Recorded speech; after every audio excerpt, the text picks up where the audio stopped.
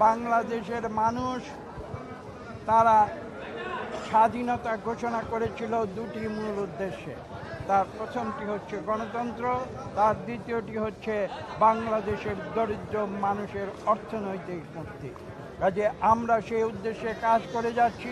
আমরা সেই দীর্ঘ 15 বছর ধরে দেশনেত্রী বেগম খালেদা জিয়ার নির্দেশনায়, আমাদের ভারপ্রাপ্ত চেয়ারম্যান জনাব তারেক রহমানের নির্দেশনায় আমরা আন্দোলন করে গিয়েছি।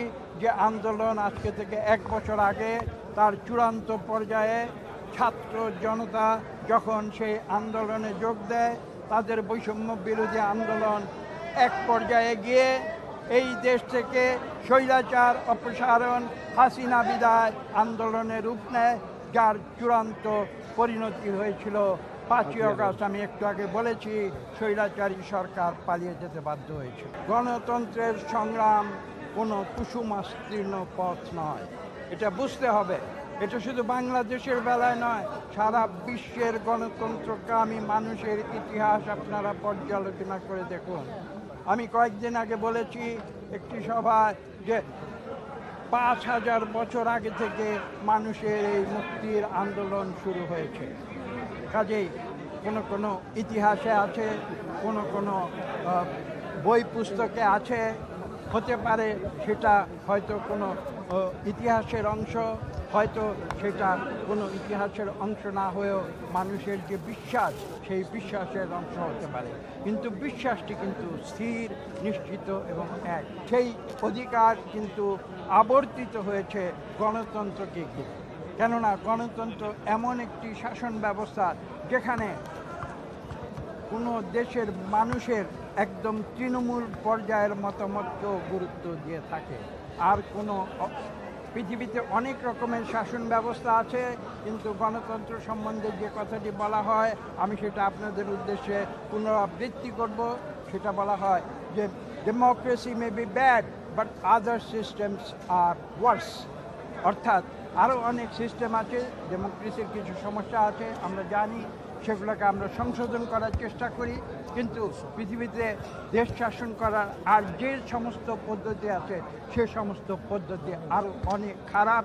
কাজে আমরা বাংলাদেশের মানুষ গণতন্ত্রের পক্ষে রায় দিয়েছি। সেই গণতন্ত্রকে বাস্তবায়ন করার জন্য, প্রতিষ্ঠা করার জন্য একটি মাত্র অস্ত্র রয়েছে, সেটা শেখ হাসিনার বন্দুকের গুলি নয়, সেটা হচ্ছে ভোটের অস্ত্র। একটি সুষ্ঠু নিরপেক্ষ ভোটের মাধ্যমে কেবল বাংলাদেশের মানুষ তারা গণতন্ত্র ফিরে পেতে পারে। তারা তাদের ইচ্ছা মতো 300 প্রতিনিধি নির্বাচিত করবে, এবং এটা বুঝতে হবে এই প্রতিনিধিরা কিন্তু কোনো চিরস্থায়ী বন্দোবস্তে আসতে পারবে না। তারা একটি নির্দিষ্ট সময়ের জন্য আসবে।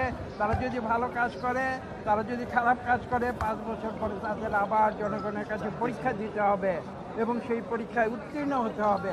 যদি তারা ভালো কাজ করে, হয়তো জনগণ তাদের আবার সেই ক্ষমতা তাদের দিতে পারে ভোটের মাধ্যমে।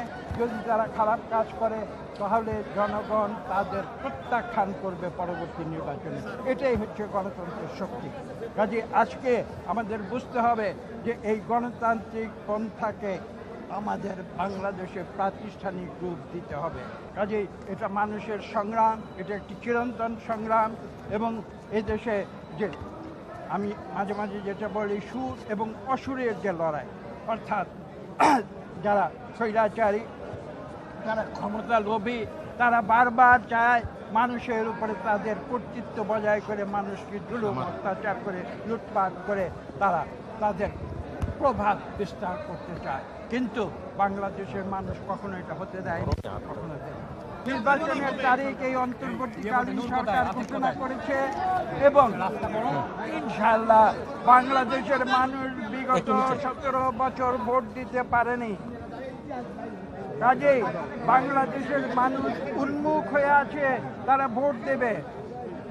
2009 সালে যাদের বয়স 18 বছর ছিল না, আজকে তাদের বয়স কত হিসাব করে দেখুন, তারা 35 পার হয়ে গেছে।